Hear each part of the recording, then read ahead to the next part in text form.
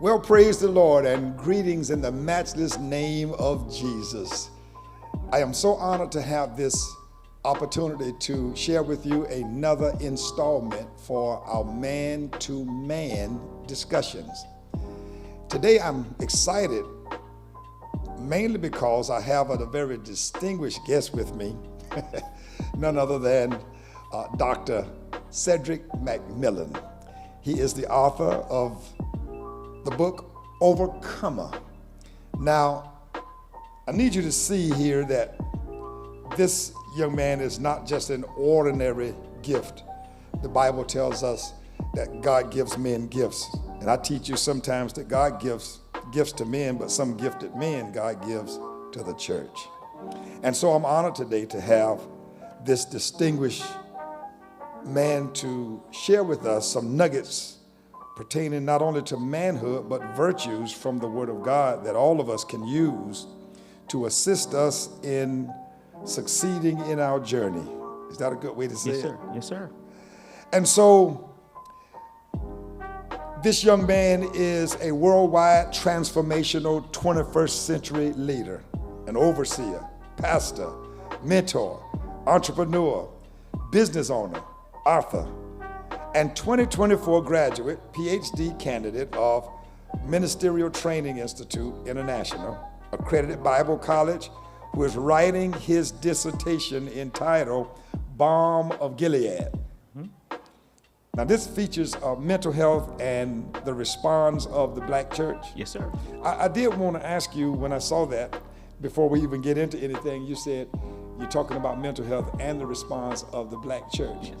What is the significance there of mental health and the response of the black church? So I chose that topic because personally, my biological mother battled with mental illness, and I had a first cousin that was like a sister, the way we grew up so close, also suffered from bipolar, schizophrenia, mental illness issues. And over time, I've seen it become an issue within the black church. And sadly, our response has been equating a mental illness with some demonic thing, and so we just put oil on it and pray over it and not really dealing with the root issues.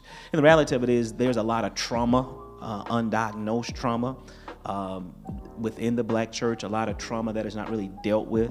And so I really want to dive deep into statistically, as well as research-based with the dissertation of how the black church has responded to the crises within the black community, single-parent households, etc., dropout rate, illiteracy rates, all those type of things that the black community faces, and the black church really hasn't done a very good job in addressing those issues. So you're saying, namely, that there needs to be a separation between the psychology of man and the spirit of man.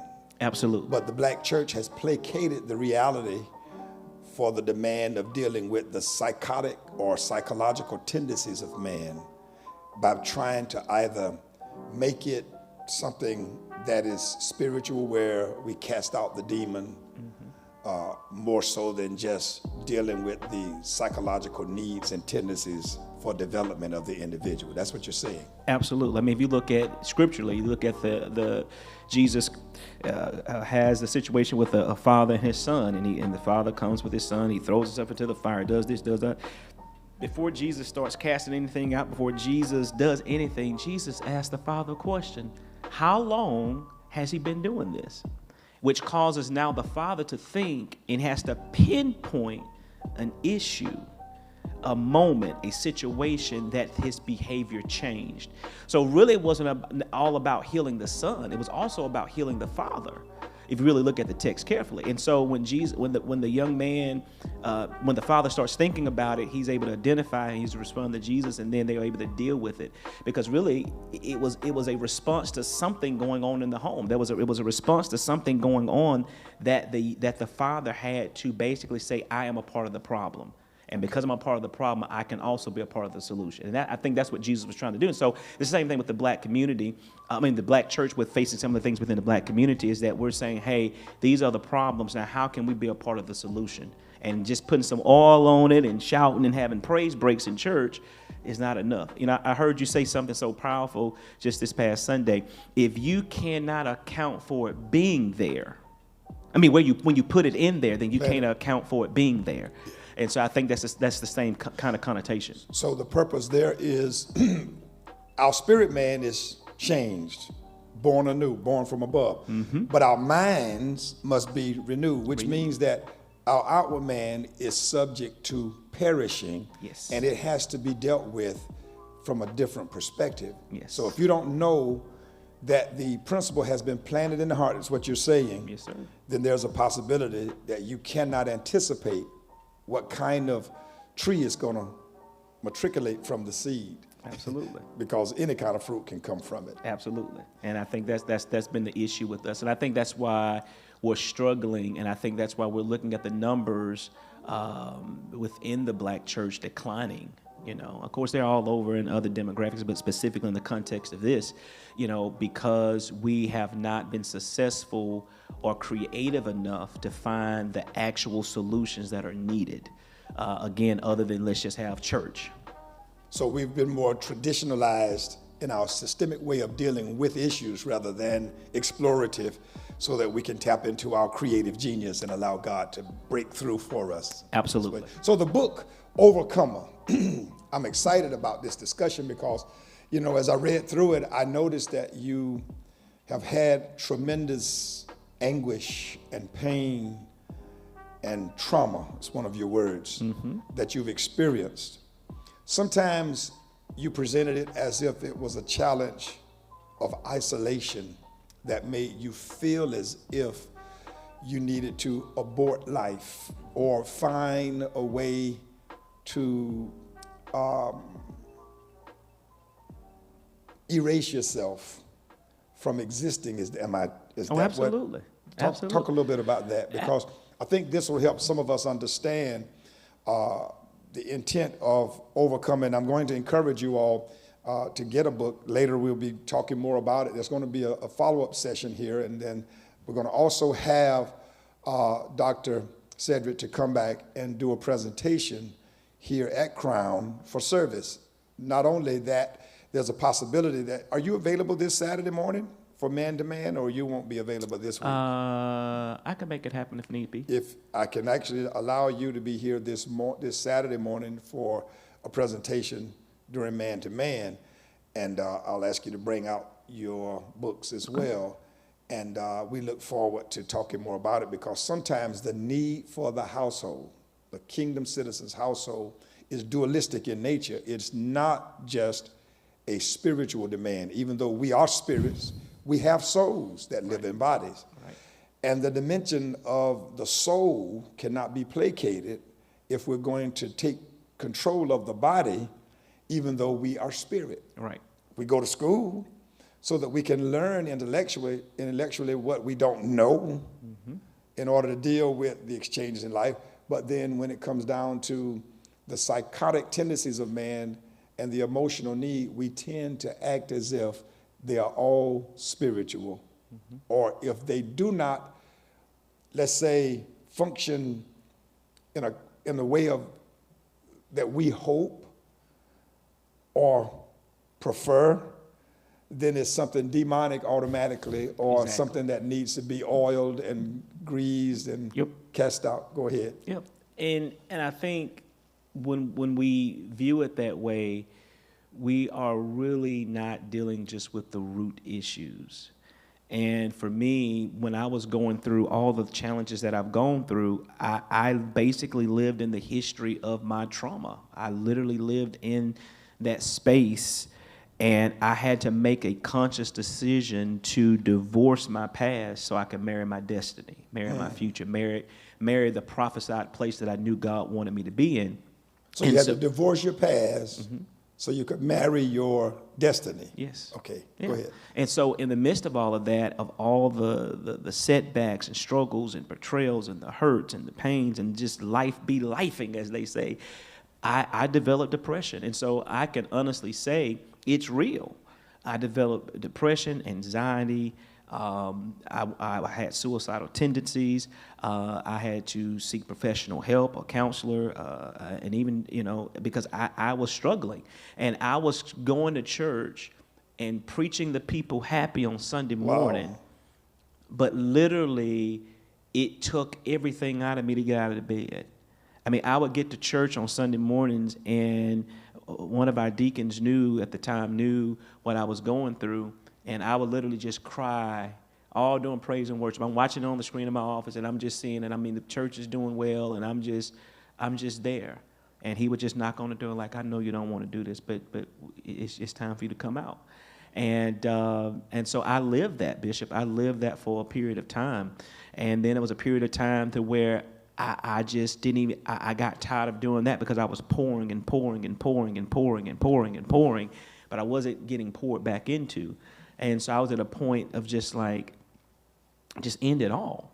So you allowed yourself to function from the demand of responsibility because you were committed and faithful to the pretense of the order, Right. being you said pastor? Yep, pastor. But then at the same time, you were hurting. Yep. You were constantly opening yourself up and sharing with others and pouring out to them what? Was it remedies and solutions to their problems, or were you sharing pain and trauma from your own problems, your personal problems? Well, one of the things I learned as a pastor, just at church, is that a good leader does not bleed on the people. Okay. So I learned and developed the art that a lot of church folks have learned to develop, and that's masking. Okay, So we wear our costumes. Okay. Even though it's not Halloween. So the thought, when I'm hearing you talk about preaching the gospel to man, going home and having a difficult time getting out of the bed, especially leaving the house, it means that even though the oral side of your proclamation made you think that because of the excitement to their receptivity, Yes. that you were meeting the challenge, but the spirit of who you were was bleeding on them in spite of what you wanted to think. Right.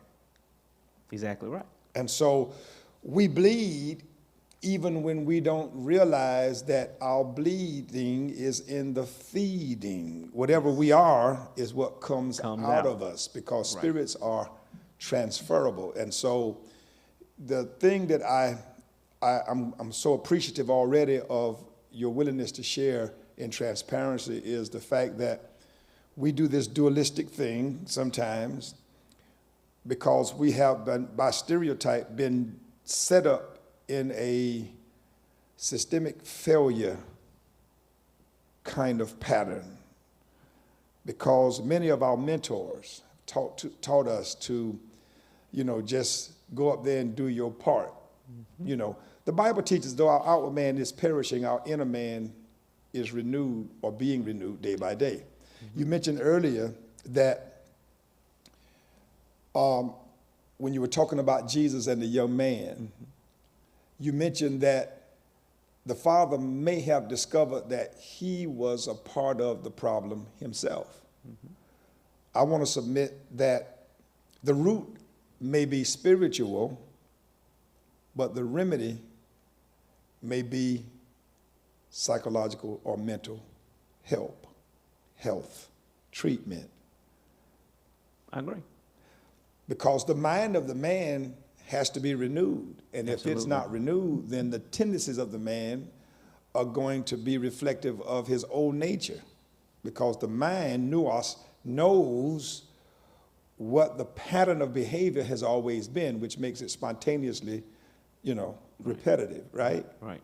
So the book here, what I appreciate too, is you work us through some things, but you take us into your own personal challenges. Before we really jump into those things, I want to take our time because we're not in a hurry. We're talking about overcoming. That's it. What does the word overcomer first mean to you? Overcome. What it means to me is literally, as I said earlier, is letting go of the history of your drama and your past and your pain, all that stuff, and choosing. You got to make a conscious decision to divorce your past so you can marry your destiny, marry the place that God has for you. So for me, that's when you really allow it, as Oprah would say, having that aha moment. Like, okay, I got to make a difference. I got to make a change. I got to be conscious, and I got to take part in my own miracle. I think a lot of us, again, and I have no problem with miracles, signs, and wonders, and I believe they can happen instantaneously. Yes, I believe in the power of God. I believe all of that. However, if you look at Jesus, he did every miracle different. There was some that was instantaneous. There was some that was a process. And I think we get caught up in thinking it's always going to be this instantaneous moment. And many times it's a process. And so we have to make that conscious decision every day that I'm going to take part in my own miracle. So I had to start transforming my thinking. I myself had to become a disciple. I was discipling other people. Go what Paul said. Paul said, I don't want to do all of this ministry, then me myself be a castaway. And so I had to make a conscious decision to say, okay, Ced, you're doing all of this and you're doing all these great exploits and other people getting saved and other people getting this and other people getting this. But what about you? So you now got to go through the same discipleship process that you're putting everybody else through. You got to learn how to trust God like you're telling everybody else to trust God. It can't be another cliche and things like that. If you look at I told you earlier before we started the show, you know, a lot of people, things I went through kind of described me as a modern day Job from my physical body into things with my children, et cetera, et cetera, et cetera. But when you look at Job, the whole process of Job, I think everybody that has read the Bible knows the story of Job and the loss and this, that, and the other.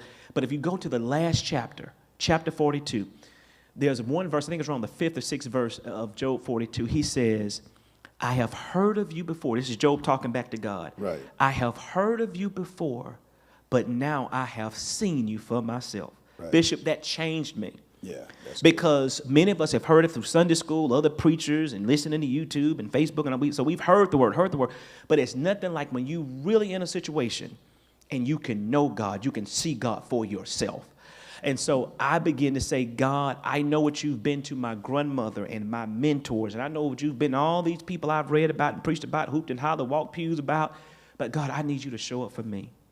I need to know for myself. And so that was a part of my healing journey. And then I think, Bishop, well, a lot of us struggle sometimes is we don't want to be vulnerable. We don't want to really show our nakedness. And so saying we're healed, but still being unhealed is not being healed. And so a lot of us are saying, oh, I'm over that. But the reality of it is we're not. Because you just said something. Subconsciously, we're not realizing we're bleeding.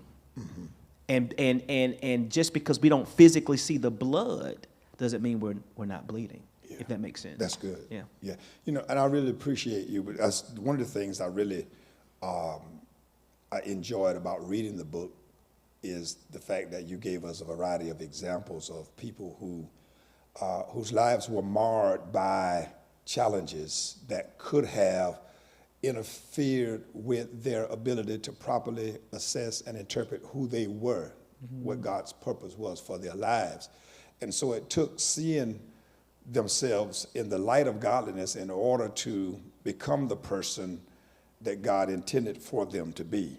But in many cases, they had to endure the straits of tribulations and trials and pain and tumults and all kinds of indifference and challenges from people and circumstances and situations that were very adverse to their existence. So I was listening as you talk there again, and I'm just still bedding around the word overcomer because I know there's a type of overcoming that we address when it comes to challenges that surface.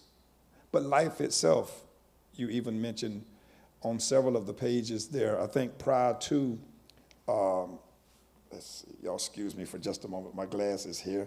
Prior to, I think it's in the first 2 chapters, when you start to introducing process, before you go into process, you talk about the fact that even life itself a little, to some degree, is a challenge. So before life brings challenge, and before people become a challenge, and before predicament is the result of a challenge, life in and of itself can be a challenge because we got to figure out how to do it. Absolutely. I think if you even look at the life of Joseph, early on, here it is, this teenager around, 16, 17 years old. He's having these dreams. He's serving. He's doing all these things in his father's house. We already know that he's beloved by his father, but he does not even realize the challenges and the weight and the sacrifice he's going to have to make in order for those dreams to come to pass. And I think what we have to understand is, just like Joseph, we have vision, we have dreams, we have all that, but sometimes we are immature at the time and don't properly understand the weight of what we're carrying. And I think that's what happened to me. I think because I had to grow up fast, growing up with my grandparents, because my parents were young when they had me, and then my mom got strung out on crack and became an alcoholic up to the day she died up in 2017. She never recovered. She was. That's all I knew her as. She had spouts where she would quote unquote get clean, but my entire life, from childhood to adulthood, I've known her to be an addict. So how old were you when she died? I would have been like 33. 33. Yeah. How many years had you been assuming responsibility for yourself before she died? I would say around 7 or 8. So when at age 7 or 8? Yeah, absolutely. Had to walk to school, I still remember in elementary school, 5th grade, having to, do the best I can to comb my sister Brandy's hair, make sure she was to school, so many times, at that age, we living in the projects, we on food stamps, the government cheese, the whole 9, I always joke, I know the colors of the food stamp book. It wasn't a card then. We had the book, the book of stamps, and, and so I still remember having to learn early on around when the mail was being delivered, so that I could beat my mom to the mailbox to basically steal, to hide the book of food stamps, so that me and my siblings could eat. Because if not, she was going to sell them for crack. And that's between ages 7 and 8. Absolutely. So you are assuming responsibility for the grooming of your siblings, yep, as well as making sure that there was food in the house. Absolutely. So you had the role of providing, protecting, developing, the whole 9. Absolutely. I still remember Bishop literally going to the grocery store, a couple miles away from the house, Greer's grocery store, and literally was so crazy in my thinking at the time. Buy the stuff and pay for it, and literally would push the cart back to the ghetto, back to the projects, because it was too many bags to carry. So I just, then we would turn around and use the cart for something to play in and push each other in, like our own little quote unquote go-kart type of deal. So yeah, I remember those things. And then my father was absent in my life. He's now back in my life. Yeah. So your father was absent as well. Absolutely. Talk about that just a little bit. Yeah. So he, and I'll be honest, and he knows this. I'm very transparent about it. And I hated him. I absolutely hated him. He was living in my mind, living the big life in Atlanta with his wife, and no responsibilities. And at 13, I was in middle school. Then my grandparents, my mom's parents, my maternal grandparents finally had enough. My grandfather was getting ready to retire from the railroad. He was a foreman at the state docks.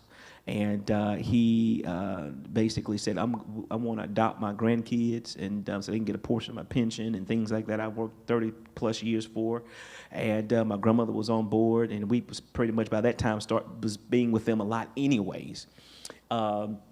Because they were determined, whatever my mom had going on, they were not going to let us be in the system, and wasn't going to continue to just let her mistreat us. And so they finally made the decision. And so, of course, legally, both parents have to sign off on it. So my father signed off on it.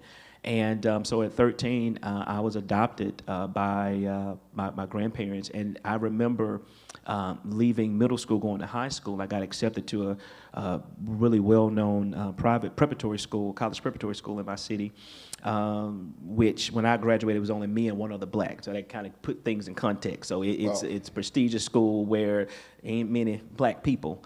in attendance. And so I worked hard, got in, and I really didn't even understand, to be very honest with you, Bishop, even how I got there. I didn't even really know about the school, how I knew about the school, because again, my whole context was living in the hood, the ghetto, in the black side of my city.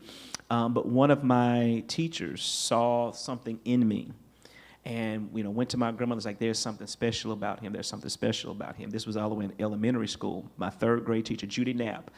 And Mrs. Knapp told my grandmother he doesn't need to go to the county middle school. It's not going to be good for him. He needs to go to the magnet program. So I didn't know anything about that. My grandmother didn't know anything about that. My grandmother just had a high school education from the country. And so Mrs. Knapp, being in the school, so she helped us navigate, got me into the magnet program. So I was able to be bussed out of the hood into the magnet school. So I just started excelling, in the magnet program. And so high school came around, came back and said, hey, he's doing too well, and the magnet school that he would go to for high school, it's good, but it's not great.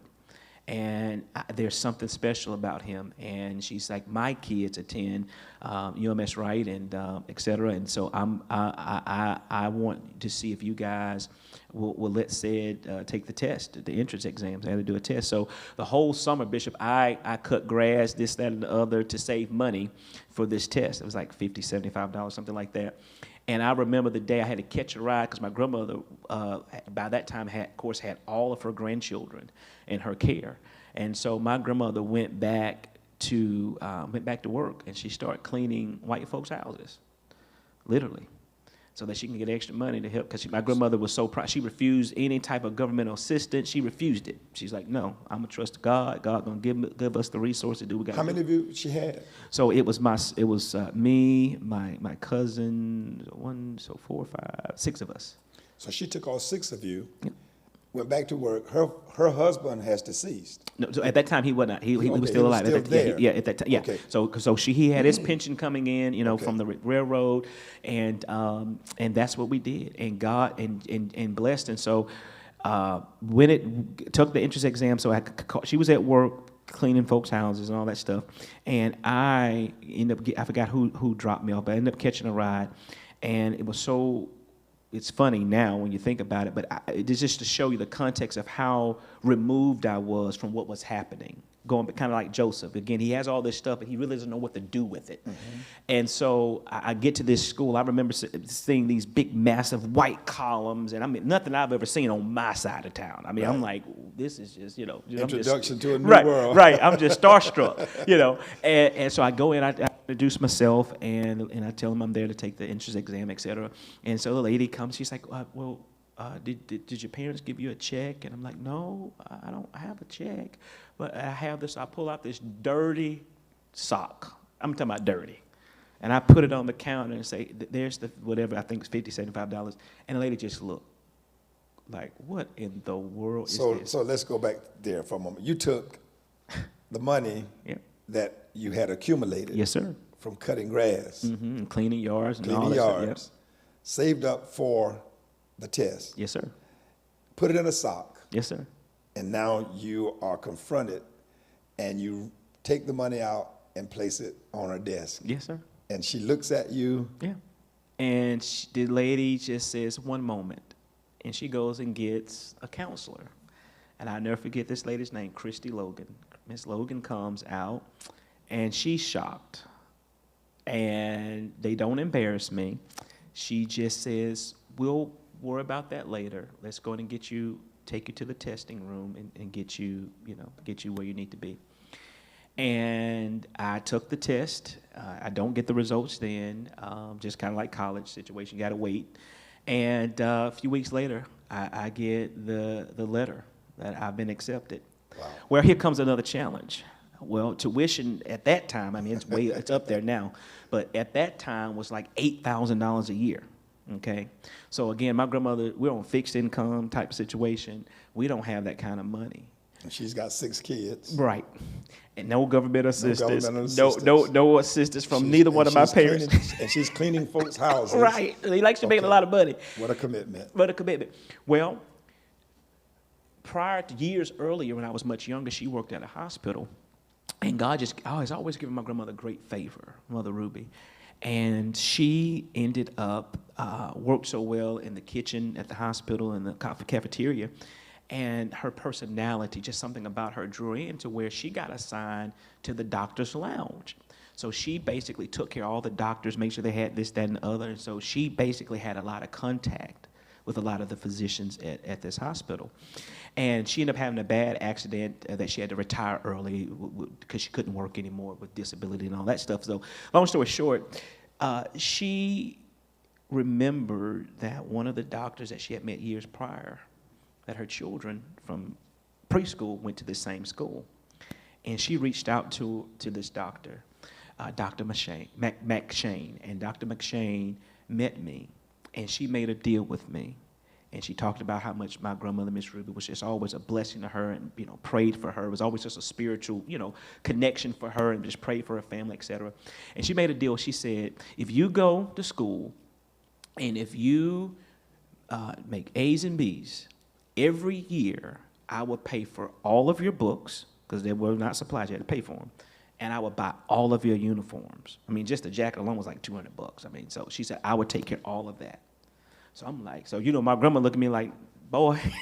So all kind of principles of favor are already manifesting in your life early. Yes. And you don't have a clue what's going on. You just right, like water flowing down the stream. Yes. Just going wherever. Yes. Okay. Yes. So that took care of that. So then my grandma's like, okay, now we got to figure out what we're going to do about this tuition, because I don't know how we're going to pay $700-800 a month. So I'm saying all this to get to the issue with my father. I remember calling him, like, I'm thinking, surely, he hasn't done anything for me. Surely, he has a great job. Surely he's not taking care of any of his kids. Surely, this is going to be the moment, like, I'm proud of my son. This is big. And my grandmother was like, call him and see, if he would be willing to pay something or send something. And again, I'm 40 now, and I still remember the words. I called him, and I told him what was going on, and I asked for his help. And his reply to me was, that's why I signed adoption papers. You're not my responsibility. Wow, this is going to be good. Stop right there. See, this is why it is so important, friends, for all of us to really, I guess, understand how important we are to each other. Mm-hmm. Everybody has history, and sometimes our history seems unsavory in the sound of it until you hear the rest of the story. Yes. The reason why this book, Men, challenges us to become overcomers is because uniquely, Dr. McMillan has a story, and as you can see already, it has all kinds of crisis moments, situations where people are vacating their responsibility, and he could become the child who is so offended by life already that the only thing he sees is a reason to perish life altogether. That is to say, stop existing. There's so much more that we're going to allude to in the next session that you want to be in tune for, because I'm telling you, Overcomer is a champion's guide to success or to succeeding. And it's so important that we not only talk about faith, but that we use faith as the utensil of hope, the bridge to our victory. Here, in just a few minutes, we're going to return. And I'm going to allow Dr. McMillan to carry you into some of the other cracks and crevices of his life that have been the catalyst to becoming the overcomer that he is. And I'm proud of him. Look at him. He does not look like where he's been. Yes, sir. And I want to share with you the rest of the glory that's associated with his unique story in just a few minutes. So be prepared to join us here shortly as we continue to discuss this dynamic and insightful read, Overcomer. by Dr. Ced McMillan. God bless you. I'll be back in a few minutes.